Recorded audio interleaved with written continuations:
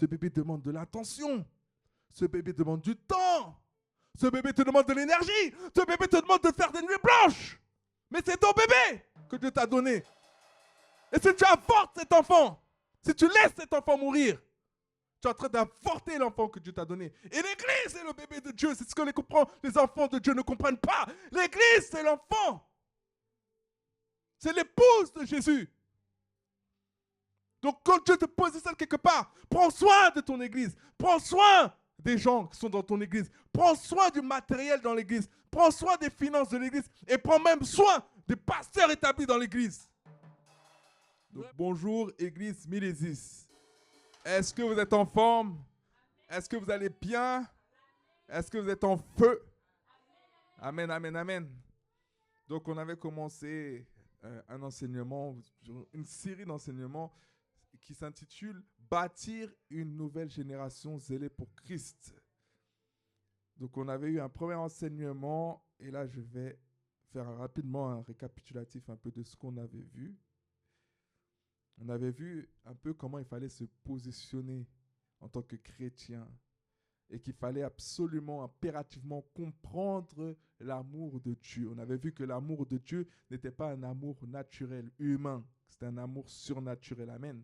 Et que Jésus nous dit de nous aimer les uns les autres. S'il y a un commandement qu'on doit retenir parmi tous les commandements, c'est de nous aimer les uns les autres comme nous nous aimons nous-mêmes. Amen. On avait vu également qu'on devait naître de nouveau, parce que sans la nouvelle naissance, on ne peut pas avoir cet amour surnaturel, parce que cet amour nous provient uniquement du Saint-Esprit. Amen. On ne peut pas avoir un amour surnaturel comme celui de Jésus sans avoir l'Esprit de Jésus lui-même. Amen. C'est pour ça qu'il faut vraiment expérimenter la nouvelle naissance. Et je disais que la nouvelle naissance, c'est vraiment donner sa vie à Jésus. Naître de nouveau, c'est véritablement changer de direction. C'est être recréé à l'image de Dieu. Amen. C'est-à-dire qu'on ne fait plus les choses qu'on faisait hier. Et pourquoi on ne fait plus les choses? Parce que Jésus, il a triomphé de la loi du péché et de la mort à la croix de Golgotha. Amen. Et que par sa mort et sa résurrection, nous avons également triomphé du péché, de la loi du péché et de la mort. Amen. Et c'est pour cela que nous sommes victorieux en Jésus-Christ. Et c'est en Jésus-Christ que nous ne sommes pas coupables, que nous ne sommes pas condamnés et que nous pouvons changer véritablement. Et après, c'est une question de discipline. C'est-à-dire qu'un chrétien doit discipliner, un chrétien doit aller à l'église, un chrétien doit lire sa parole, la parole de Dieu. Amen. Un chrétien doit étudier la parole de Dieu, doit méditer la parole de Dieu, doit être présent au culte parce que c'est à l'église qui va être enseigné. C'est à l'église qui va recevoir la nourriture, les aliments, les nutriments nécessaires pour sa croissance spirituelle. Amen. C'est pour ça qu'un chrétien qui ne va pas à l'église est un chrétien déséquilibré. Il y a des personnes qui ne vont pas à l'église. Vous savez pourquoi? Parce qu'ils sont handicapés. Elles sont handicapées, elles ne peuvent pas marcher, elles ne peuvent pas se déplacer. Pour ça, elles sont sur un lit d'hôpital. C'est pour ça qu'elles ne vont pas à l'église. Mais si elles pouvaient marcher, courir, sauter comme vous, comme nous, comme vous et moi, eh ben, elles seraient à l'église. Amen. Donc, quand tu n'as pas de problème majeur, quand tu n'as pas de problème majeur pour t'empêcher de te lever tôt le matin pour aller à l'église et que tu ne vas pas à l'église en tant que chrétien, tu es un chrétien déséquilibré et le diable peut facilement nuire à ta vie. Le diable peut te rendre malade. Le diable peut affecter, t'empoisonner ton cœur. Mettre toutes sortes de choses, de mauvais sentiments à l'intérieur de toi parce que derrière, il n'y a pas de résistance. Derrière, il n'y a pas de contenance. Tu n'es pas nourri spirituellement comme tu devrais être nourri spirituellement. YouTube Church n'est pas une église. YouTube Church, c'est un dépannage. Ce n'est pas une église en permanence, tu dois être que sur YouTube. Ce n'est pas possible. C'est un complément. Vous savez, on parle de complément alimentaire. Quand vous manquez de nutriments, vous avez des compléments alimentaires. C'est un complément YouTube. C'est-à-dire ce message, par exemple, va être enregistré, va être diffusé sur YouTube. C'est un complément. C'est un complément. Tu l'as déjà vu sur place. Tu as déjà été là à domicile sur place. Tu as vécu ce culte et tu le regardes, tu le médites. Tu visionnes de nouveau pour que ça puisse rentrer à l'intérieur de toi. Amen. Mais ce n'est pas sur ça que tu dois te baser. Ce n'est pas uniquement sur un culte en ligne. Amen. Parce que l'atmosphère n'est pas la même à la maison que ici à l'église. Il n'y a pas la même chaleur. Il y a quelque chose qui manque. Aujourd'hui, le diable est beaucoup dans la distraction. il essaie de détourner les personnes des églises. Pourquoi? Parce qu'il y a quelque chose que tu reçois à l'église que tu ne reçois pas chez toi. Ça, c'est une vérité. En tout cas, c'est vraiment une conviction profonde que j'ai. Il y a des choses que tu ne pourras pas recevoir chez toi. Parce que Dieu ne va pas te donner certaines choses si tu ne prends pas l'effort de te déplacer pour aller dans sa maison. Si tu préfères rester couché dans ton lit, pourquoi il va te visiter? Pourquoi? Parce que quand c'est pour aller travailler, tu sais te lever même à 6h30 du matin, 6h du matin, tu sais te lever. Mais quand c'est pour aller à l'église, tu n'es pas capable de te lever à 7h ou 8h pour arriver à 10h à l'église. Même quand l'église est juste à côté de chez toi, tu ne te lèves pas pour aller à l'église. Ce n'est pas normal, tu es déréglé. Tu n'es pas un chrétien qui est vraiment à l'image de Dieu. Dieu nous invite, nous exhorte à aller à l'église. Parce qu'à l'église, tu dois être utile pour quelqu'un qui est là dans cet endroit. Toi qui es né de nouveau, toi qui as accepté Jésus-Christ, qui as fait Jésus-Christ de ton Seigneur et Sauveur, tu as besoin d'exhorter quelqu'un, tu as besoin de réconforter quelqu'un. Le pasteur ne peut pas être sur tous les fronts, le pasteur ne peut pas parler à tout le monde en même temps. À la fin du culte, cette personne qui est arrivée déprimée, qui est arrivée dépressif dans l'église, eh ben, elle a besoin d'une oreille pour l'entendre. Elle a besoin d'une personne qui va lui parler, qui va la réconforter, qui va la relever, qui va l'édifier. C'est ça la vie d'un chrétien, c'est ça le but d'un chrétien. C'est d'être une bénédiction pour les autres. D'être un canal, une source de bénédiction pour les autres. Donc tu dois être à l'église pour être une source de bénédiction pour les autres. Parce que quelqu'un a besoin de t'entendre, de t'écouter. Quelqu'un a besoin de se confier. Ça, après les pasteurs, à la fin du culte, on se retrouve surchargé. On ne peut pas avoir tous les fidèles en même temps. Toi, tu es un disciple de Jésus. Tu connais la parole de Dieu. La parole de Dieu, elle vit à l'intérieur de toi. Parce que tu l'alimentes tous les jours en lisant ta Bible. Tu alimentes ton âme, tu alimentes ton esprit tous les jours en méditant la parole de Dieu. Donc ça fait que cette parole de Dieu prend vie, elle prend vie à l'intérieur de toi. Donc tu peux parler aussi de la parole de Dieu pour quelqu'un qui souffre, quelqu'un qui est dans le besoin, quelqu'un qui est dans le manque, quelqu'un qui est en souffrance. C'est pour ça que tu dois être à l'église. Ta place est à l'église. Les chaises ne vont pas se nettoyer toutes seules. Le sol ne va pas s'aspirer tout seul. C'est qui va allumer la caméra? Qui va éteindre la caméra? Qui va filmer? Qui va mettre les lumières en place? Tu ne peux pas être un chrétien qui ne sert pas. Tu ne peux pas être un chrétien qui ne sert pas et te sentir à l'aise à ne pas servir. C'est être déréglé également. Donc en cette nouvelle saison à Milésis, ce nouveau départ que nous avons, eh bien vraiment, j'exhorte tout le monde à servir. Aujourd'hui, l'Église a besoin de serviteurs. Elle a besoin de personnes qui mettent la main à la pâte pour faire avancer le royaume de Dieu. Et ça demande de payer un prix. Ça demande de venir plus tôt. Ça demande de s'investir. Parce qu'on en a besoin. Le peuple de Dieu en a besoin. Parce que je vous annonce que les âmes vont arriver. Les âmes sont là, elles ne sont pas loin, elles arrivent. Dieu, il attend juste qu'on soit en place. Parce qu'il ne peut pas envoyer ses enfants. Il ne peut pas envoyer des personnes si on n'est pas en place pour les recevoir. Qu'est-ce qu'on va leur donner? Dieu n'est pas fou. Dieu est stable. Dieu, il pourvoit aux besoins de ses enfants. Donc pourquoi il va t'envoyer dans une église où il n'y a pas la provision? Pourquoi il va envoyer ses enfants dans une église où il n'y a pas la provision alors que c'est un pourvoyeur? Ça va à l'encontre de qui il est. Donc Dieu a besoin que nous puissions être des pourvoyeurs pour ses enfants qui arrivent. Donc soyons des pourvoyeurs. Que tout ce qui soit fait dans cette église soit fait vraiment avec le cœur, avec l'amour, des sentiments d'amour. Que tout ce qu'on fait, qu'on le fasse bien. Pourquoi? Pour la gloire de Dieu, parce qu'on représente le Seigneur. Amen. Donc voilà, je parle de nouvelle naissance parce qu'il y a des personnes qui vont arriver et qui vont expérimenter la nouvelle naissance. Et quand ils vont expérimenter la nouvelle naissance, ils auront besoin d'être dorlotés. Ils auront besoin de lait pour pouvoir grandir. Ils auront besoin des gens qui sont souriants, des gens qui ont beaucoup d'amour, des gens qui ont beaucoup de patience, des gens qui ont beaucoup de compassion, des gens qui ont beaucoup d'empathie. Ils n'ont pas besoin d'aller à l'église pour trouver des gens comme dans le monde. Ils n'ont pas besoin d'aller à l'église pour trouver des gens avec un visage fermé. Ils n'ont pas besoin d'aller à l'église pour trouver des gens énervés, en colère. Ils n'ont pas besoin d'aller à l'église pour trouver des gens frustrés. Mettons notre frustration dehors de l'église. Quand nous mettons un pied dans cette salle, je prie vraiment que la présence de Dieu puisse nous saisir et puisse nous transformer, afin qu'on puisse vraiment être des personnes dans la joie à partir du moment qu'on arrive à l'église. On doit être dans la joie quand on va à l'église. On ne peut pas être en colère en arrivant à l'église. On ne peut pas être amer en arrivant à l'église. Tous ces sentiments-là doivent rester dehors. Dans le nom de Jésus, je prie et je déclare et prophétise que tout esprit mauvais d'amertume, de colère ou autres sentiments négatifs reste dehors dans le nom de Jésus, dans cette église. Que l'onction de Dieu saisisse chaque personne dans cette salle à partir du moment qu'elle met un pied dans cette salle dans le nom de Jésus. Que l'autorité de Dieu soit la seule autorité qui règne dans cet endroit. Est-ce que les choses, c'est comme ça que ça doit se passer? On ne vient pas à l'église pour être en colère. On ne vient pas à l'église pour énerver. On ne vient pas à l'église pour mal se parler. On ne vient pas à l'église pour se faire des regards ou pour avoir des mauvais sentiments envers son frère ou sa sœur. On vient à l'église pour chercher Dieu, pour chercher Jésus, pour chercher le royaume. Quand on vient à l'église, on doit se rapprocher du royaume de Dieu. On ne doit pas s'en éloigner.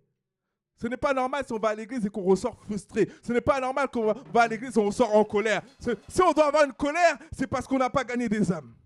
Ça s'appelle une sainte colère. Si on doit être en colère, c'est parce que le diable est en train de faire du désordre, en train de manipuler, détruire nos familles et qu'on est en train de rien faire. Là, on doit être en colère.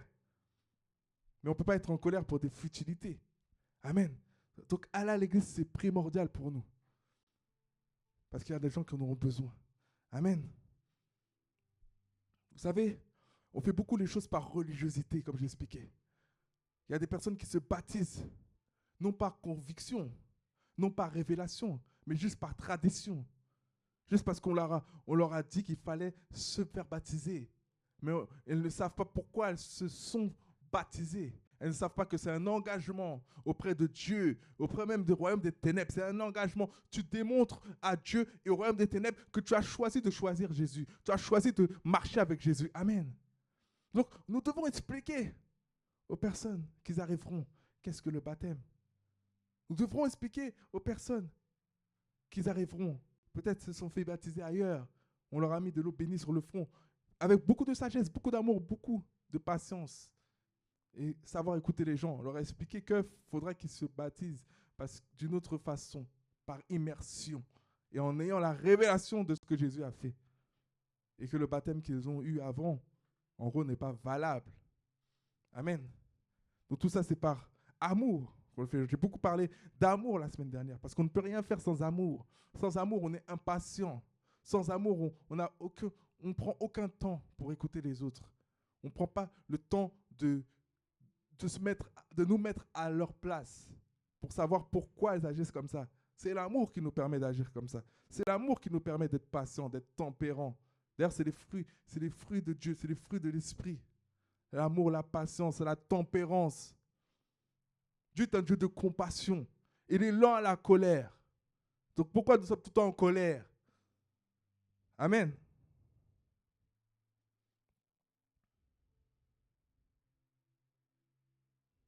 Donc on avait parlé de l'amour de Dieu, de la nouvelle naissance. Et maintenant on va parler de la position pour vaincre. Amen. Donc le message d'aujourd'hui, c'est la position pour vaincre.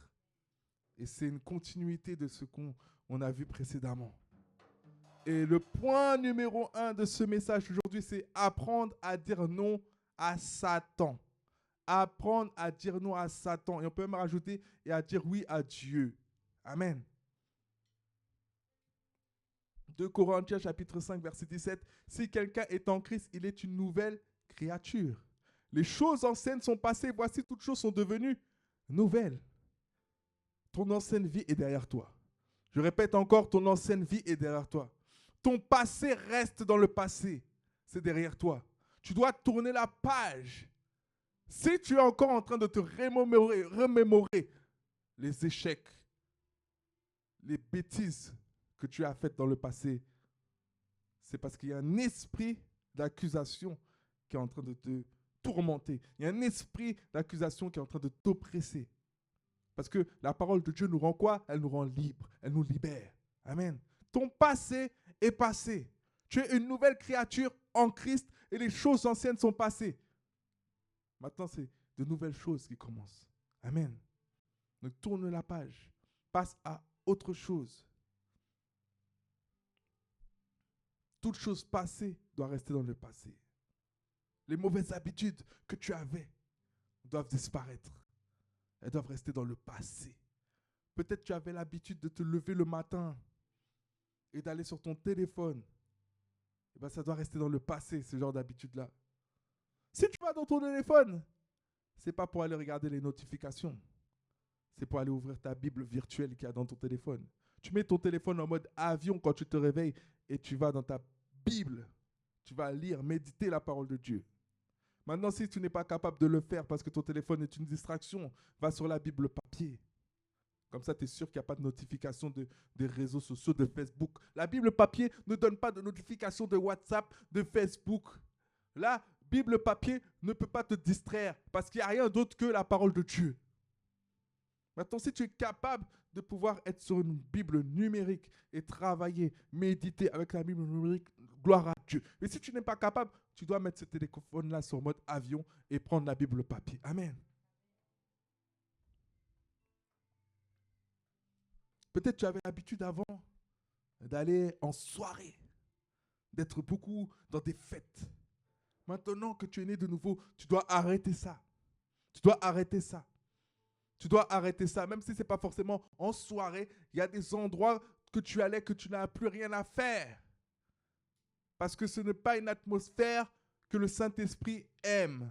Ce n'est pas une atmosphère que le Saint-Esprit approuve.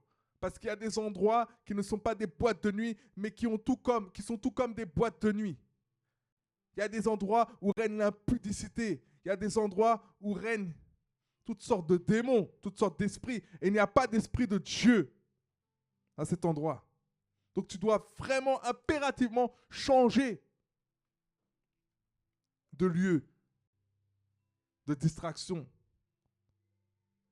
Soit dans des endroits où il y a Dieu, soit dans des endroits où on loue, où on acclame le Seigneur. Vous savez, il y a plein de choses que les chrétiens font. Il y a plein de choses à faire quand on devient chrétien. Il y a plein de choses à accomplir. Il y a plein de missions qui viennent se greffer à notre vie à partir du moment qu'on donne notre vie à Jésus. Et on doit revoir nos projets. On doit revoir nos objectifs. Il y a des concerts chrétiens. Il y a des événements chrétiens. Et dans l'église, on va mettre en place plein de choses. Il y aura plein d'événements. Comme ça, il y aura toujours quelque chose à faire. Vous savez, ce n'est pas bon de ne rien faire.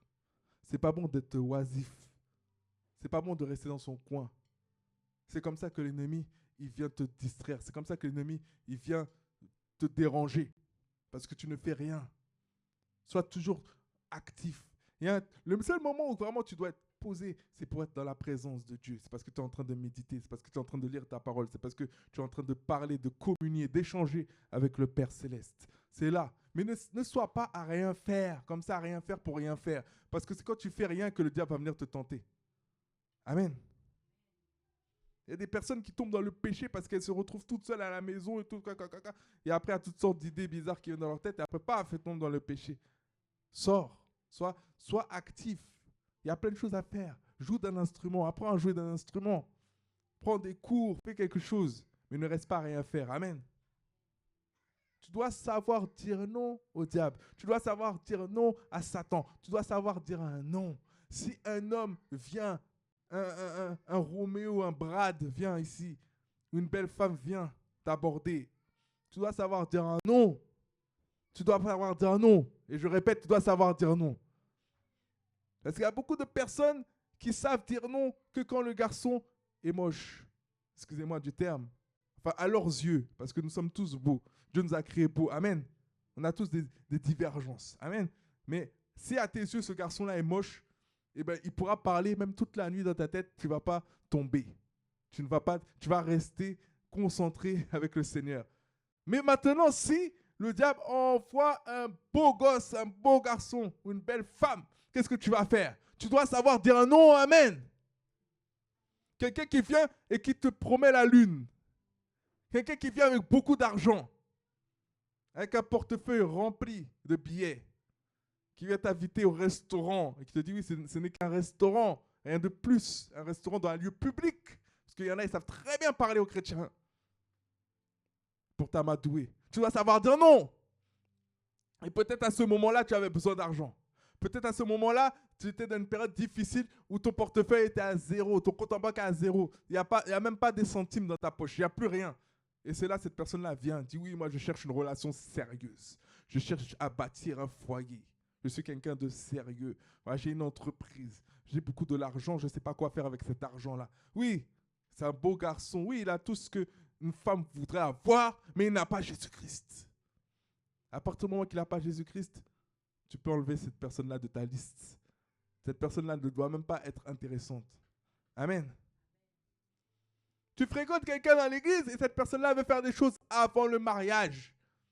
Tu dois savoir dire non. Et tu dois même te remettre en question parce que si cette personne-là veut faire des choses avant le mariage, c'est que cette personne-là sans doute a un problème de relation avec Dieu. Amen. Parce que tu ne peux pas me dire que tu veux pousser une femme à faire quelque chose avant le mariage et que tu es connecté au Saint-Esprit. Ce n'est pas possible. C'est qu'il y a un problème. Le Saint-Esprit te dit de te préserver et d'attendre le moment adéquat qui va arriver. Et toi, tu ne peux pas attendre. Tu pousses cette personne-là dans la bêtise. Tu dois dire non à un homme comme ça. Et même si quelqu'un qui n'est pas dans cette salle regarde cette vidéo, si cet homme-là te pousse dans le péché, tu dois arrêter cette relation-là. Si tu dis c'est à cause de ça qu'on arrête tout de suite. Je pense que toi et moi, ça s'arrête maintenant. Pas demain, maintenant. Il faut savoir être ferme. Pourquoi? Parce qu'il faut savoir dire non à Satan. Et il faut savoir quelque chose, c'est que Satan aussi utilise des chrétiens. Parce que chrétien, c'est un grand mot. Tout le monde est chrétien aujourd'hui. Être chrétien aujourd'hui, c'est devenu une mode. Être chrétien aujourd'hui, c'est devenu une mode, je répète. Être chrétien aujourd'hui, c'est devenu stylé. C'est devenu stylé. Parce que maintenant, il y a toutes sortes de musiques chrétiennes. Il y a toutes sortes de choses que les chrétiens font. Je ne dis pas que c'est mauvais. Mais ça a donné un style aux chrétiens. C'est pour ça que maintenant, voilà, il y a des personnes qui se convertissent, mais elles ne sont pas réellement converties. Il y a des personnes qui se convertissent, mais qui ne sont pas nées de nouveau. Et ils veulent faire tout ce qu'il y a dans le monde, mais dans l'église. Il y a des personnes qui vont à l'église, qui louent, alléluia, qui sautent et tout, mais leur vie, c'est une vie d'impudicité, c'est une vie de péché, c'est une vie de mensonge, c'est une vie de voleur. Vous savez, il y a des personnes qui se disent chrétiens, c'est les plus gros voleurs que j'ai jamais rencontrés. Et vous savez, je vais vous donner une anecdote, je vais vous dire quelque chose. Moi, quand on fait des affaires, ça c'est vraiment triste. Mais parfois, c'est avec les chrétiens qu'il y a des problèmes de paiement. Parfois, c'est avec les chrétiens qu'il y a des problèmes. Je ne dis pas que c'est tous les chrétiens. Je n'ai jamais dit que c'était tous les chrétiens. Gloire à Dieu pour les chrétiens qui sont intègres. Gloire à Dieu pour les chrétiens qui sont vrais. Gloire à Dieu pour les chrétiens qui sont honnêtes, qui sont sincères et qui respectent réellement ce que Dieu dit dans la parole.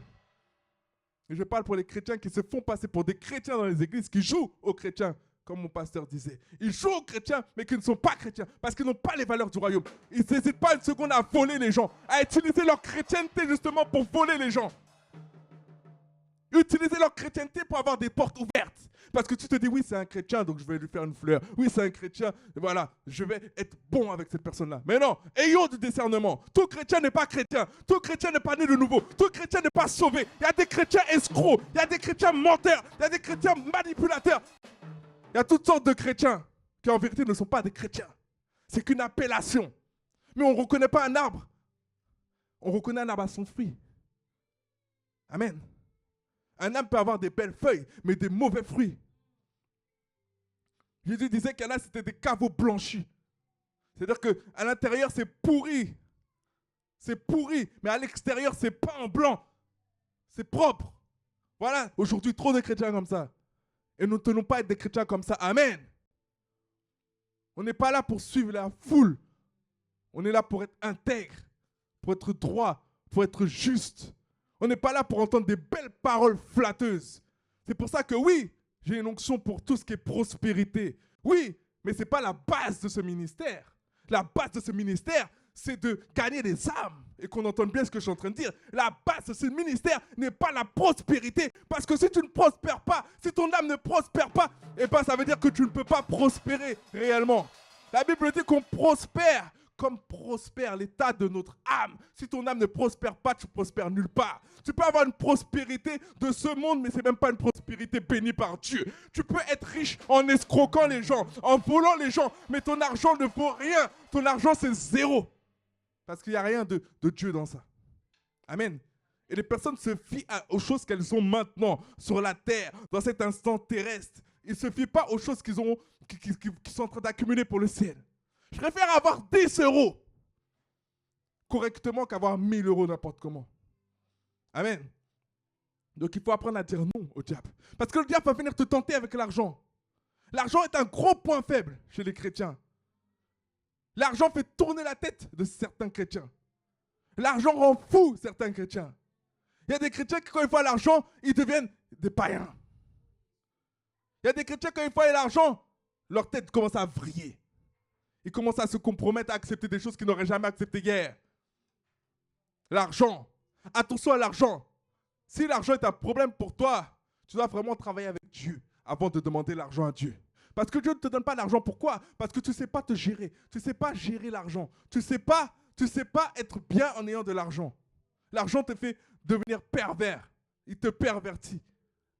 L'argent te tourne le cerveau. L'argent te fait perdre tes valeurs chrétiennes. Donc, à partir du moment que l'argent te détourne de Jésus, Dieu ne va pas te donner d'argent. À partir du moment que l'argent te fait tourner la tête, Dieu ne va pas multiplier ton argent.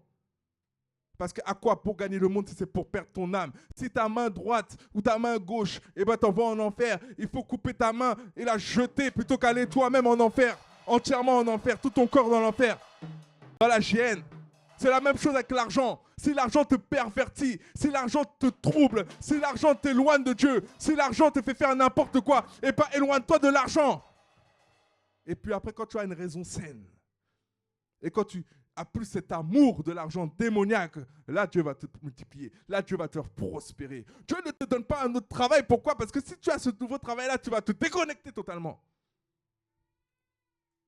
Dieu ne te donne pas ce mari, ne te donne pas cette épouse, parce que le jour où il va te la donner, il va te le donner, et bien tu vas être déconnecté. Le jour où il va te donner cette personne-là, tu ne vas plus voir Dieu comme le numéro 1, mais tu vas voir ton mari comme le numéro 1. Mais ton mari n'est pas le numéro 1, il ne peut pas être le numéro 1. Dieu doit être le numéro 1 tout temps dans ta vie. Il doit être le numéro 1. Ce n'est pas un mari qui est le numéro 1. Le mari passe après. Les enfants passent après. Il faut savoir une chose aussi. C'est que Dieu, il crée les choses intelligemment. Il y a un ordre, il y a une hiérarchie. Et lui, il est le numéro 1. Ensuite, c'est ton mari. Ensuite, il y a tes enfants. Il faut mettre les choses à leur place. Amen. Je reviens sur le sujet de tout à l'heure. Ne laisse pas le diable te détourner. Ne laisse pas le diable te mentir. Ne laisse pas le diable te séduire. Si un camarade de classe, un collègue de travail commence à t'éloigner de Jésus-Christ, éloigne-toi de ce collègue. Éloigne-toi de ce camarade. Éloigne-toi. Éloigne-toi. Parce que c'est un envoyé du diable pour te détruire. Et le diable sait très bien donner des fréquentations. Il sait très bien mettre des gens dans notre vie pour nous détruire, pour nous éloigner, pour nous écarter. Bizarrement, quand tu fréquentes cette personne, quand tu parles trop avec ce camarade, ce collègue, tu n'as plus envie de prier, tu n'as plus envie d'aller à l'église. À chaque fois qu'on te propose de faire des choses, c'est toujours pendant les heures de culte, les jours où tu devrais servir.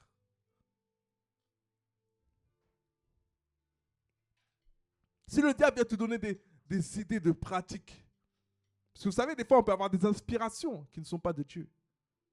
Le diable peut te donner des inspirations, on peut te donner un rêve, en te disant, si tu fais ça, tu vas prospérer. Mais quand tu le mets à la lumière de la parole de Dieu, est-ce que c'est ce que Dieu veut pour ta vie? Est-ce que c'est ce que Dieu te recommande de faire? On ne doit pas interpréter tout rêve comme rêve étant de Dieu. Il y a des rêves qui sont démoniaques. Il y a des rêves qui viennent du diable, qui viennent de l'enfer, des ténèbres. Et si tu prends à la lettre ce que tu as vu dans ton rêve, tu vas détruire ta vie. C'est comme il y a des révélations qui ne viennent pas de Dieu. Vous savez, des fois, il y a des prophéties qui ne viennent pas de Dieu. Ça vient d'un esprit de divination. Parce qu'il y a des choses que Dieu ne veut pas te révéler parce que ça va te détruire, parce que tu n'es pas encore prêt ou prête pour entendre ces choses-là. Il y a des révélations qui vont nuire à ta vie. Il y a des choses que tu ne dois pas savoir. Et que Dieu, peut-être, allait te révéler.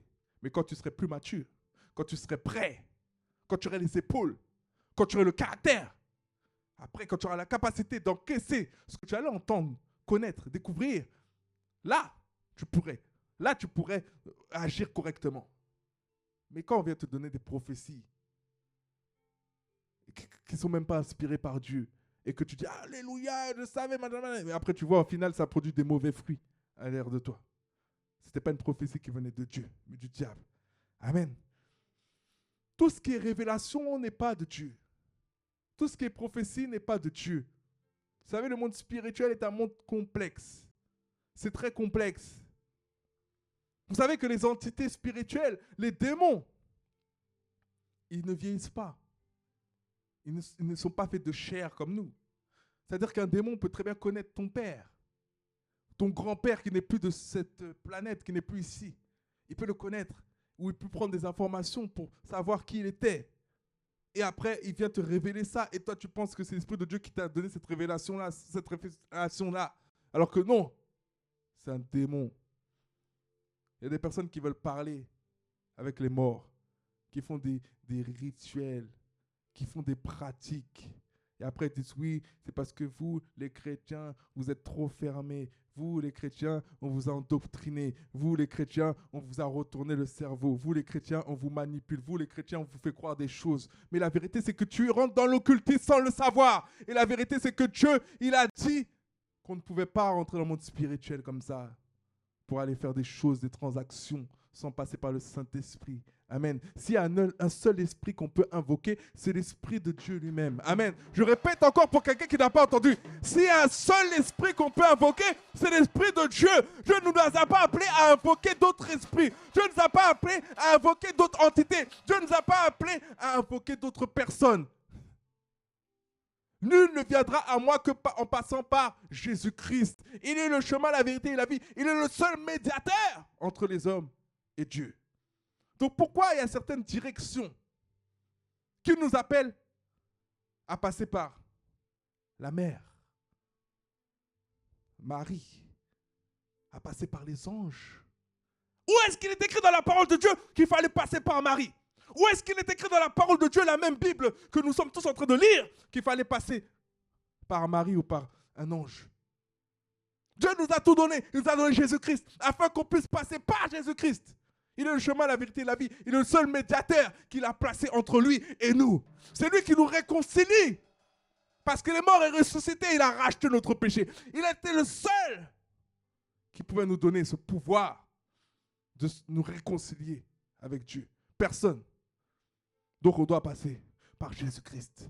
On ne passe pas par Marie, on ne passe pas par Bouddha, on ne passe pas par X ou Y entité.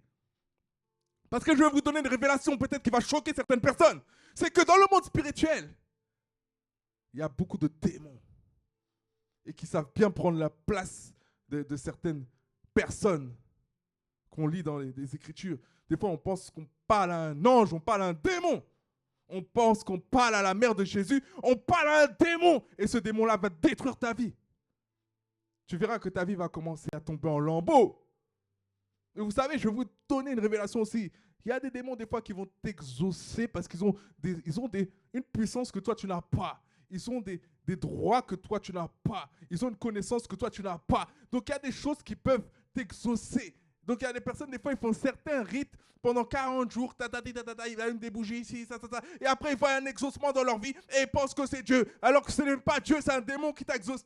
Mais derrière, laisse-moi te dire quelque chose. Il ne te donne jamais quelque chose sans prendre quelque chose dans ta vie. Peut-être il t'a exaucé là, mais ce qu'il t'a pris, c'est bien plus grand. Peut-être il t'a exaucé là, mais il a pris la santé de ton enfant. Il a pris la capacité mentale de ton enfant. Il a pris l'intelligence de ton enfant. Il y a combien de personnes qui ont des enfants qui ont des problèmes mentaux? Il y a combien de personnes qui ont des enfants qui sont handicapés, qui naissent handicapés? C'est à cause des transactions spirituelles qu'ils ont faites sans même le savoir. Ah oui, tu as consulté des démons sans t'en rendre compte. Maintenant, Dieu est un Dieu d'amour et Dieu pardonne les temps d'ignorance. Donc, si ça t'est arrivé de mettre de l'eau bénite sur la tête de tes enfants, de l'eau de chance et de tout faire des choses comme ça, tu n'étais pas conscient hier, tu ne connaissais pas la vérité hier, mais aujourd'hui, comme tu as la révélation, eh bien, Dieu te pardonne. Tu as juste à te repentir, à demander pardon à Jésus-Christ pour ce que tu as fait parce que tu n'étais pas au courant. Et puis, c'est terminé. Tu te repens sincèrement. Tu décides de changer de direction. Tu me brûles ces gris-gris maintenant. Je me brûle ces choses que tu mettais dans ton poignet, ces bijoux. Tu me les brûles, tu les mets au feu. Tu dis c'est terminé. Et tu vas dire après moi, je renonce avec ces choses-là. Je renonce à ces choses-là. Et par cette parole que je suis en train d'écouter, je déclare et décrète que je suis maintenant libre. Et tu verras que ta vie va changer. Tu verras qu'il y a des choses ça va complètement changer. Il y a des choses, parce que le diable, ça fait des années qu'il est en train de mentir. Ça fait des années qu'il est en train de manipuler ta famille. Ça fait des années. Oui, une fois j'ai fait ça. Il y a tellement de croyances. Par exemple, même dans les Caraïbes, moi je suis guadeloupéen en Guadeloupe. J'entends des choses des fois. Oui, je vais aller avec ma femme dans une rivière. C'est à côté de la soufrière. Et puis quand on va se baigner là-bas, normalement, elle sera guérie. Machin. À quel prix? À quel prix? Le diable ne te guérit pas. Le diable prend, il met quelque chose d'autre. Le diable, pourquoi il ne te guérit pas? Parce qu'il est le diable. Il ne peut pas te guérir. Il ne peut pas faire quelque chose de bon. Il ne fait que tromper les hommes. Il n'y a rien de bon en lui. Vous savez, Dieu n'a pas de maladie. Dans le royaume de Dieu, il n'y a pas de maladie. C'est qui a apporté la maladie? C'est la mort, le péché. C'est le diable. C'est le péché qui a apporté la maladie. Mais Dieu, il n'y a pas de maladie en lui. Il n'y a que de la bonne santé. Amen. Donc le diable, il peut très bien prendre quelque chose à l'un, donner à l'autre et faire des transactions spirituelles. Mais il ne te règle pas ton problème. Alors que Jésus, quand il te guérit vraiment. Quand Jésus te guérit, il sèche le problème par la racine. Comme Jésus, quand il a maudit le figuier, il a séché par la racine. Et je déclare sur cette parole, dans le nom puissant de Jésus, par la puissance du sang de Jésus-Christ, que ton problème de santé, il sèche par la racine maintenant. Il disparaît maintenant et il ne reviendra plus jamais. Et tu dois avoir la foi que ce problème ne va pas revenir. Parce que le diable, il va te tenter. Les symptômes peuvent devenir 2 fois plus élevés. Les symptômes, les douleurs peuvent être 2 fois plus élevées après avoir fait ce genre de déclaration, après avoir reçu. Mais le diable, c'est un menteur. Des fois, c'est 2 fois plus élevé, mais après, ça part. Ou des fois, ça passe de quelque part pour aller quelque part d'autre. Tu avais mal à l'épaule gauche, mais maintenant, tu as mal au genou gauche. Et puis tu dis, non, tu dois continuer à le chasser. Chasse-le jusqu'à ce qu'il sorte de tes orteils. Chasse-le! Parce qu'il force. Ils tentent de rester. Vous savez, on veut des fois virer des gens, ça fait des années, ils sont là. Il y a des démons, moi je vous donne une révélation, il y a des démons qui sont là depuis que tu es né. Il y a des gens aujourd'hui qui ont des démons depuis qu'ils sont nés. Un démon qui t'a vu grandir, comment il va partir de là? Tu es sa maison, tu es sa propriété. Mais la Bible dit que nous sommes le temple du Saint-Esprit. Qui? Les enfants de Dieu. Ceux qui ont accepté Jésus-Christ comme leur Seigneur et Sauveur sont le temple du Saint-Esprit. Tu n'es pas le temple du Saint-Esprit si tu n'as pas fait de Jésus ton Seigneur et Sauveur. Tu n'es pas le temple du Saint-Esprit si tu vas à l'église seulement. Tu n'es pas le temple du Saint-Esprit. Tu n'es pas le temple du Saint-Esprit si tu parles de temps en temps de Jésus alors que tu ne connais pas Jésus, tu ne l'as pas rencontré, tu ne l'as pas accepté. Il y a des gens qui aiment bien parler de Jésus mais qui n'ont jamais accepté Jésus. Tu es le temple du Saint-Esprit. Quand tu décides de faire de Jésus ton Seigneur et ton Sauveur. Et puis là, les choses commencent à changer. Là, il y a un transfert d'autorité. Là, il y a une voix qui prend possession à l'intérieur de toi et qui dit, celui-ci est mon fils, celui-ci, celle-ci est ma fille, que j'ai tant aimé, tu dégages! Au nom de Jésus. Il y a une autorité. Il y a un transfert d'autorité. Tu dois passer par la nouvelle naissance. Et tu dois comprendre qui tu es en Christ. Tu dois savoir que le diable n'a pas d'autorité sur ton corps parce que c'est ton corps. Vous savez, dans le monde spirituel, c'est une question de droit. C'est des droits légaux. Il y en a qui ont des démons parce que leurs parents ont fait telle ou telle chose. Il y en a qui ont des démons parce qu'ils ont regardé des films qu'ils ne devaient pas regarder. Oui, il y a des démons qui rentrent aussi comme ça. Par des choses que tu regardes que tu ne devais pas regarder. Une fois que ça rentre, va le faire sortir après. Si tu n'as pas Jésus, ça ne sort pas. Ça sort uniquement avec Jésus. Il y a des démons même qu'on vire par le jeûne et la prière. C'est Jésus qui l'a dit. Amen. Vous savez, le diable est un tentateur. Il tente. Il est important de savoir dire non. Il est important de savoir résister. Et le diable va attendre les moments où tu es le plus faible pour te tenter. Jésus, quand il allait dans le désert, lui-même, il a été tenté par Satan. La Bible dit dans le livre de Matthieu, chapitre 4, versets 1 à 4. Matthieu, chapitre 1, verset 1 à 4. Chapitre 4, versets 1 à 4. Alors Jésus fut emmené par l'Esprit dans le désert pour être tenté par le diable. Jésus lui-même, Jésus qui est Dieu, tenté par le diable. Verset 2. Après avoir jeûné 40 jours et 40 nuits. Pourquoi Jésus est venu? Et pourquoi Jésus est allé dans le désert? Jésus s'est séparé. Jésus s'est séparé. Il jeûnait. Et quand il jeûnait, c'est là que le diable est venu. Parce qu'il s'est dit, ouais, il jeûne, mais Jésus, il n'est pas naturel. Vous voyez? Un homme naturel. Le diable, il voit les choses, il ne voit pas la dimension de Dieu. Même s'il il connaît, mais il ne peut pas voir pleinement la dimension de Dieu. Jésus, même s'il était 100% homme, il était en même temps 100% Dieu. Amen. C'est-à-dire, même s'il jeûne, il reste focus. Il n'est pas plus faible. Même si son corps a faim, il n'est pas plus faible. Donc, après avoir jeûné 40 jours et 40 nuits, il eut faim. Et le tentateur s'étant approché, lui dit, si tu es fils de Dieu, ordonne à ces pierres qu'elles deviennent du pain. Oui, Jésus, il avait faim. Donc, il est venu comme si il voulait que Jésus lui prouve qu'il est Dieu. Mais Jésus n'a pas à prouver quoi que ce soit. Tu sais, quand tu sais qui tu es, tu n'as pas besoin de prouver à qui que ce soit qui tu es. Quand tu sais qui tu es, tu n'as pas besoin de prouver à qui que ce soit qui tu es. Amen. Jésus n'avait pas besoin de se prouver. Et Jésus répondit, il est écrit, l'homme ne vivra pas de pain seulement, mais de toute parole qui sort de la bouche de Dieu. Vous savez, il y a beaucoup de personnes qui veulent tenter Dieu. J'ai vu une vidéo là sur Internet, il y a un pasteur qui jouait avec une vipère en disant comme si l'apôtre Paul aussi s'est fait mordre par une vipère. Il s'est fait mordre par la vipère. Et en quelques minutes, et au début, il déclarait des choses comme si il n'y avait pas d'effet. Mais en quelques minutes, il est tombé. Il a dû être évacué. Il a commencé à transpirer, il a commencé à avoir des symptômes. Pourquoi? Parce qu'on ne tente pas Dieu. L'apôtre Paul ne s'est fait pas mordre par une vipère parce qu'il a cherché à être mordu par une vipère. L'apôtre Paul s'est fait mordre par une vipère en faisant ce qu'il avait à faire pour le Seigneur. Amen. Tout ça pour te dire qu'il y a des personnes des fois qui vont te combattre, il y a des personnes des fois qui vont faire des choses, qui vont programmer des plans pour te faire tomber dans un trou. Et toi, pendant que tu es en train de servir Dieu, c'est eux-mêmes qui vont tomber dans leur propre trou parce que Dieu va te protéger. Amen. Mais si tu cherches à tenter Dieu pour prouver aux hommes que tu marches avec Jésus, eh bien ça ne va pas fonctionner. Et comme cet homme, tu vas tomber.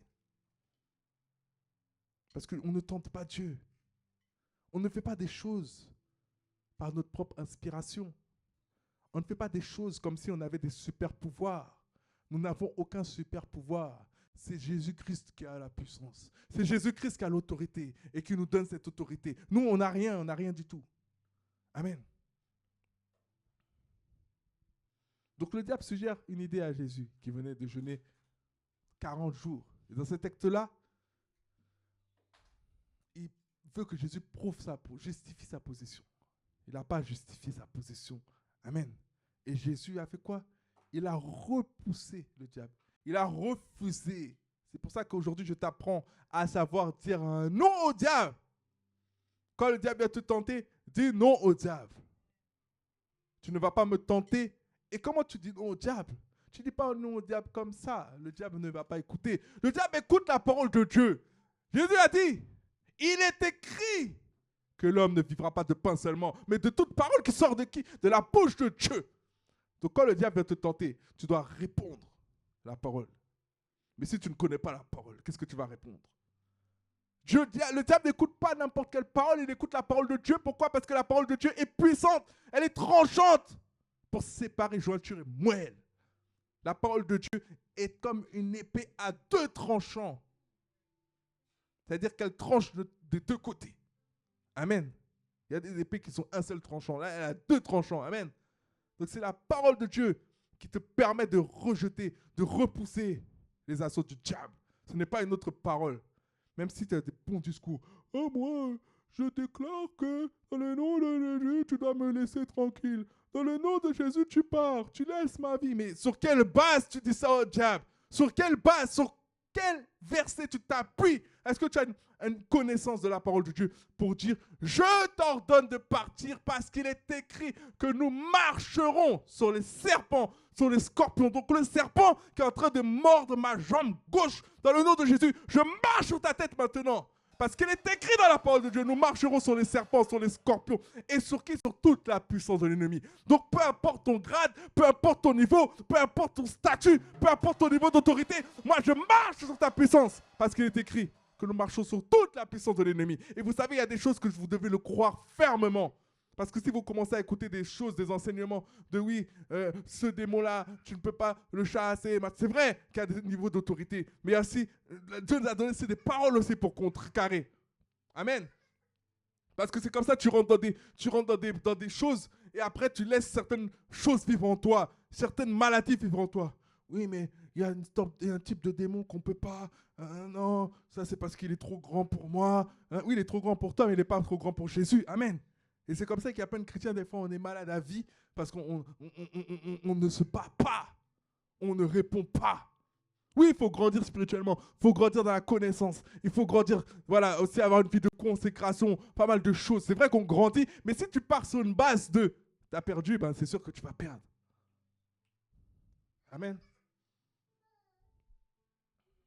Ne laisse pas le diable décider de ce que tu dois faire.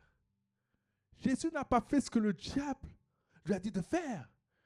Il lui a dit transforme ces pierres en pain. Parce que tu as faim. Oui, Jésus avait faim. Mais tu es qui pour me dire ce que je dois faire? Tu es qui? Quelle est ton autorité? Vous savez, il y a des personnes des fois qui vous disent ce que vous devez faire alors que vous êtes au-dessus d'eux. Et je ne parle pas là, on prend de la grosse tête, on est au-dessus des gens. Je te dis juste que toi, tu as accepté Jésus-Christ comme Seigneur et Sauveur, tu as une certaine connaissance des choses de Dieu et tu vas laisser un sorcier te dire quoi faire. Tu vas laisser quelqu'un qui n'a même pas de relation avec le Saint-Esprit te dire quoi faire, contrôler, diriger ta vie parce que cette personne-là a de l'argent. Tu n'as rien à me dire ce que je dois faire parce que j'ai déjà une Bible pour me dire ce que je dois faire. J'ai déjà une relation avec le Saint-Esprit et même je vais te donner une révélation. Moi-même, je suis prophète, mais je ne vais pas t'induire en erreur. Si Dieu te prophétise quelque chose, c'est que Dieu t'a déjà parlé. Je n'ai pas peur de le dire. Dieu t'a déjà parlé. Si tu as une relation avec lui, Dieu t'a déjà dit ce que je vais prophétiser sur toi. J'invente rien. Il y a beaucoup de doctrines, beaucoup de choses, beaucoup de... Voilà, oui, on veut tous à la gloire de Dieu. Ce n'est pas notre gloire, c'est la gloire de Jésus. On veut s'approprier les choses que Dieu donne. On veut s'approprier. Je t'ai dit, le prophète t'a dit tel jour. Ce n'est pas le prophète qui avait dit, c'est l'Esprit de Dieu qui avait dit. Ou un esprit de divination aussi. Amen. N'accepte pas de commettre des péchés pour être accepté des autres, pour plaire à quelqu'un. Vous savez, il y a des entreprises, ils vous obligent à manipuler les gens. Ils vous obligent à mentir. Ils vous obligent à voler. Et puis quand vous volez, ils augmentent votre salaire. Ah oui, et vous, ça fait 10 ans, vous essayez d'avoir une augmentation, vous n'avez pas d'augmentation. Et après, vous commencez à vous compromettre. Et déjà, je vais te donner une révélation. C'est que si tu arrives à te compromettre en t'alignant aux principes démoniaques de ton travail, c'est pour ça que Dieu ne t'a pas augmenté avant. Parce qu'il savait que tu avais déjà une faille. Tu as une faille avec l'argent. Si tu es capable de te compromettre, c'est pour ça que Dieu ne t'a pas donné plus. Parce que quand tu aurais plus, tu te serais compromis plus. Amen. Et des fois, c'est en disant non, en refusant certaines choses, en refusant de nous compromettre, que Dieu après nous bénit. Dieu après nous visite. Et Dieu nous montre qu'il nous donne bien plus que ce que le diable voulait nous donner. Je préfère avoir des choses que Dieu me donne, même si elles sont des petites choses. Parce que Dieu ne donne pas des grandes choses d'un coup. Parce qu'il faut avoir le caractère. Si tu as le caractère pour, il va te les donner. Mais Dieu te fait aller de gloire en gloire, la Bible nous dit. Je préfère avoir des petites choses, les unes après les autres, et que ce soit Dieu qui me les donne, qu'avoir tout d'un coup et que c'est le diable qui me le donne. Parce que tu peux tout avoir avec le diable, mais tu perds ton âme. Tu peux tout avoir avec le diable, tu perds ton âme, mais pas seulement ton âme, tu perds l'âme de tes enfants, de ta famille avec. Parce que malheureusement, ça a toujours des conséquences en cascade. Malheureusement, c'est tes actions qui vont faire qui ton fils va être demain. C'est toi-même, les choses que tu as vécues, des fois, c'est par rapport à tes parents, tes arrière-grands-parents, c'est par rapport à ta lignée. Le diable, il a accès à ta vie, des fois, par rapport à ta lignée, par rapport à ce que ton père a fait, ton grand-père, ton arrière-grand-père, que ça soit consciemment ou inconsciemment. Et beaucoup de personnes ne savent pas dire non au diable. Mais il est temps d'être une génération qui sache dire non au diable, qui sache dire non au diable. Amen. Il est temps d'être cette génération-là. Qu'apprenons à vivre réellement par l'esprit. Qu'apprenons à vivre véritablement par l'esprit. Qu'apprenons à ne pas vivre avec les choses que l'on voit avec nos yeux, mais avec les choses que Dieu nous montre. Si Dieu te montre que ta place est quelque part, sois à cet endroit. Vous savez, il y a beaucoup de chrétiens aujourd'hui qui sont des chrétiens, nomades, sans domicile fixe. Des chrétiens qui vont d'église en église. Tu vas d'une église à une église parce que tu vois qu'il y a un feu dans une église. Un feu. Je ne dis pas que l'église est mauvaise. L'église est très bien, mais ce n'est pas ta place. Des fois, Dieu veut que tu puisses porter le prix. Payer le prix, porter les fardeaux de ton église. Vous savez, hein? Jésus-Christ, là, il a dit qu'on doit porter sa croix. Que celui qui veuille le suivre puisse aussi également porter sa croix. Ça veut dire quoi? Ça veut dire qu'il y a des églises qui ont des croix à porter. Il y a des églises qui seront persécutées. Il y a des églises où tu vas entendre des choses. Et ce n'est pas parce qu'il y a ça que tu dois te déconnecter. Ce n'est pas parce qu'il y a ça que tu dois partir. Parce que chacun doit être à sa place. L'église du voisin, c'est l'église du voisin. Même si c'est une merveilleuse église, gloire à Dieu, on est tous un corps. Mais c'est l'église du voisin. Parce que toi, tu avais un prix à payer quelque part.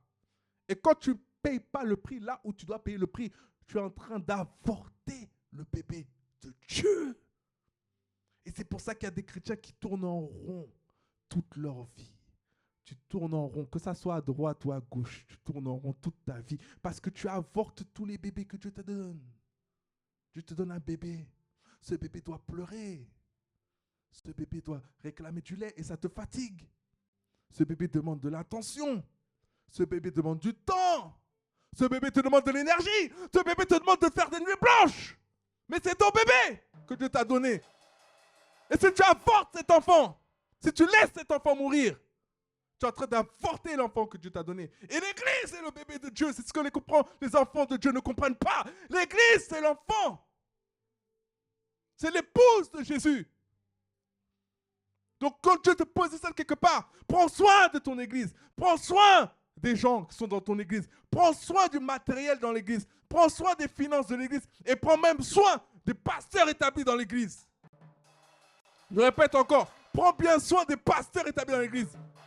Parce que la Bible dit que on tape le berger et le troupeau se disperse. Donc quand le berger est frappé, tu ne dois pas te disperser parce que tu dois résister. Tu dois prier pour le pasteur.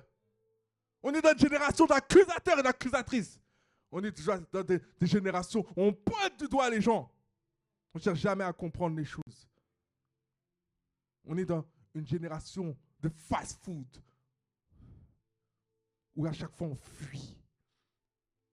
Une nourriture ne nous plaît pas, on en prend une autre. Hier, c'est le KFC. Aujourd'hui, c'est le McDonald's. Et demain, c'est Burger King. À chaque fois, on change. À chaque fois qu'un goût ne nous plaît pas. À chaque fois qu'une prédication ne nous plaît pas, on part. À chaque fois qu'une vision ne nous plaît pas, on part. Parce que la vision de toute église, j'ai dit, c'est de gagner des âmes. On ne sélectionne pas.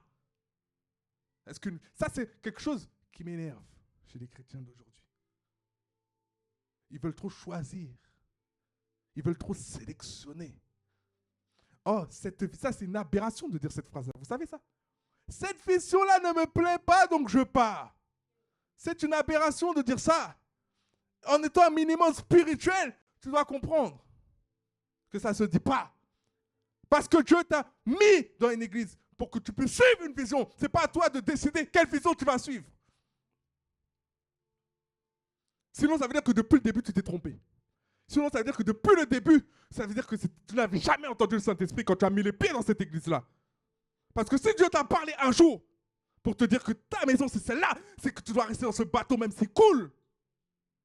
Jésus, il a parlé à la tempête. Tu n'as même pas attendu que Jésus parle à la tempête. Et je déclare et prophétise dans le nom de Jésus. Je déclare et prophétise dans le nom de Jésus que Jésus va parler à cette tempête.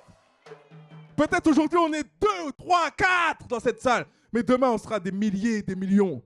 Des milliers, des millions pour la gloire de Jésus-Christ. Pas pour la gloire d'un homme. Moi je ne suis rien du tout. Parce que je crois en qui m'a établi. Je crois en qui m'a positionné. Et aujourd'hui les chrétiens aujourd'hui choisissent. Ils n'assument pas, ils ne vont pas au bout des choses. Suivez le berger que Dieu vous a donné. Un berger n'est pas parfait. Moïse n'était pas parfait. Aucun pasteur, aucun prédicateur n'est parfait. Aucun homme de Dieu était parfait. Il y a même des gens qui s'amusent à faire des posts sur les réseaux pour énumérer tous les défauts de chaque homme de Dieu, de la parole de Dieu. Mais quand c'est un pasteur d'aujourd'hui, la moindre chose que le pasteur a faite ou a dite qui n'est même pas forcément avérée, eh bien, ça y est, on part. On disparaît. On est ingrat. On ne dit pas merci. On ne dit plus rien.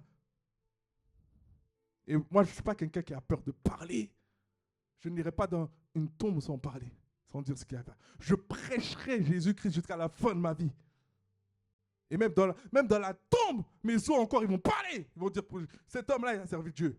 Parce que je ne suis pas sur la terre pour rien, pour faire du cinéma. Je suis sur la terre pour accomplir une mission. Et je déclare et prophétise que nous allons accomplir cette mission avec succès. Peu importe ce qui se passe. Peu importe ce qui se passe.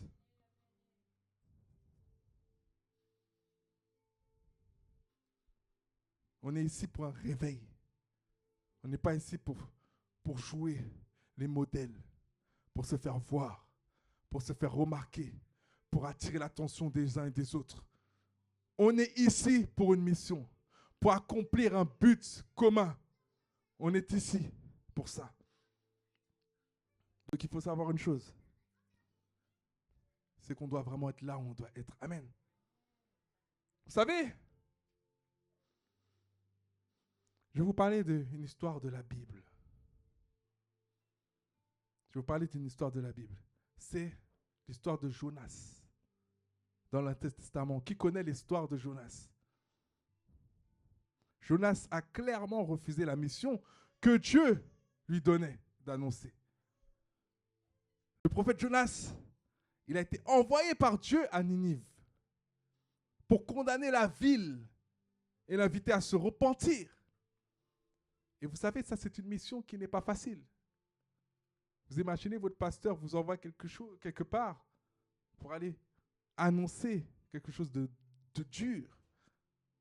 C'est ce que Dieu a fait. Il a envoyé Jonas pour annoncer à Ninive qu'ils devaient se repentir, sinon ça allait chauffer pour eux. Et il faut savoir que Jonas a fui et il embarque sur un navire en direction de Tarsis afin d'échapper à sa mission. Une mission de prophète de païen. C'est difficile de parler de la part de Dieu à des gens qui n'écoutent pas Dieu. Et Jonas est monté dans un bateau. Et il est descendu dans la cale. Il s'est endormi. Et le navire est pris dans une grande tempête. Les marins prient chacun leur Dieu. Ils prient et puis ils demandent en gros que le sort puisse dévoiler qui est le problème dans ce navire. Et l'équipage interroge Jonas. Et Jonas, il affirme son identité. Il dit qu'il est un Hébreu. Et il dit en gros que c'est... En gros, il est hébreu et puis le sort tombe sur lui. En gros, c'est lui le problème. Et il leur propose lui-même de se précipiter dans l'eau afin de calmer les flots impétueux. Vous voyez? C'est-à-dire que lui-même, il s'est proposé de sortir du bateau. Il sait qu'il va mourir. Mais quand même, Dieu l'a fait miséricorde, l'a fait grâce. Amen. Donc, il a été jeté à la mer et la mer s'est calmée aussitôt. Et ensuite, un grand poisson est venu l'avaler.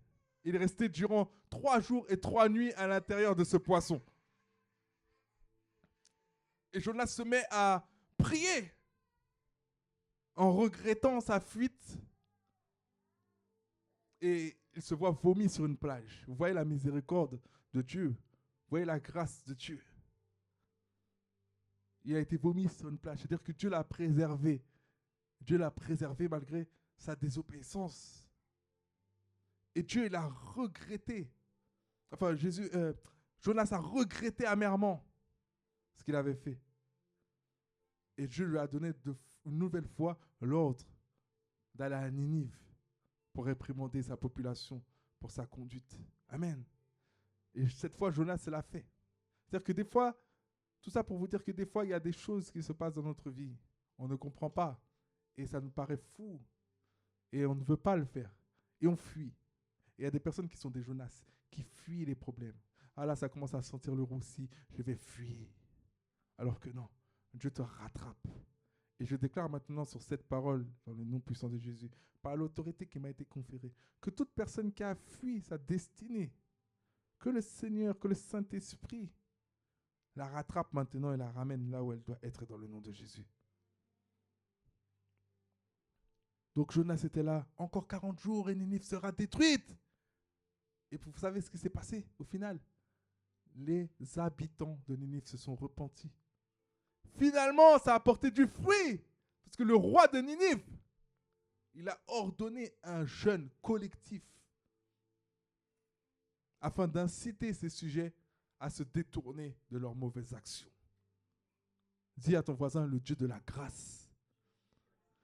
Des fois, Dieu t'envoie dans des zones, dans des terrains qui sont minés, où il y a beaucoup d'opposition. Et tu fuis. Alors qu'en vrai, tu dois être là et faire ce qu'il te dit. Parce que Dieu, il connaît tout. Il est omniscient. Dieu savait d'avance que le peuple allait se repentir. Donc ça veut dire qu'il t'envoie en mission, mais il te dit, t'inquiète pas. Si je t'envoie, c'est pas pour rien. Si je t'ai positionné là, c'est pas pour rien. Si je t'ai placé dans cette église, si je t'ai planté ici, c'est pas pour rien. Il y aura des tempêtes, il y aura des tribulations, mais on va quelque part. Amen. Et nous aussi, les chrétiens d'aujourd'hui, nous avons une mission qu'on doit accomplir. C'est d'aller évangéliser. Des milliers de personnes meurent chaque jour. Pourquoi elles sont en train de mourir chaque jour? Parce que nous, chrétiens, nous ne le font pas. Voilà. Soit nous ne le faisons pas, ou soit nous apprenons les gens à être des chrétiens légers. Parce qu'on va dans des endroits où on ne parle pas de Jésus. On va dans des endroits où Jésus n'est pas le Seigneur, mais le pasteur est le Seigneur.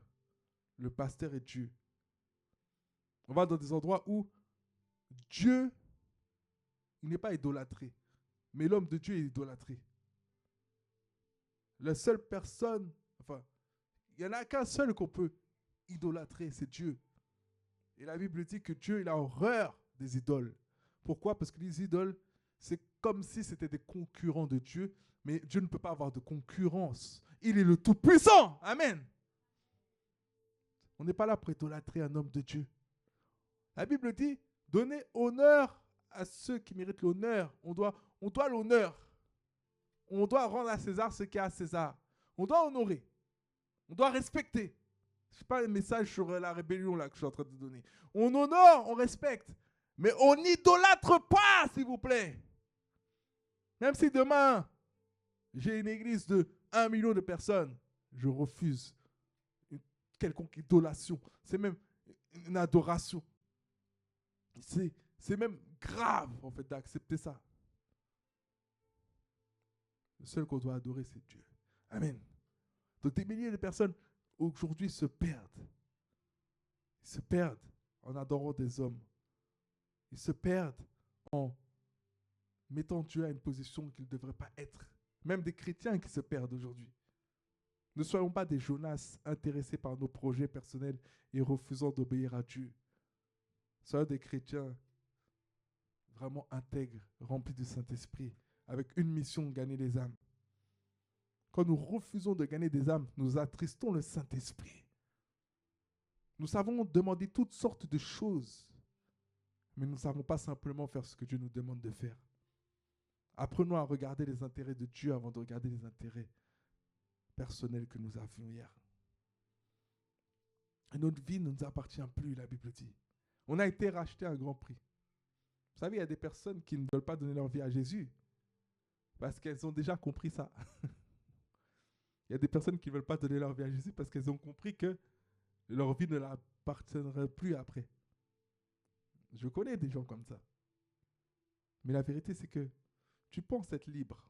Toi qui regardes cette vidéo, qui est là, peut-être qui est touché par cette parole.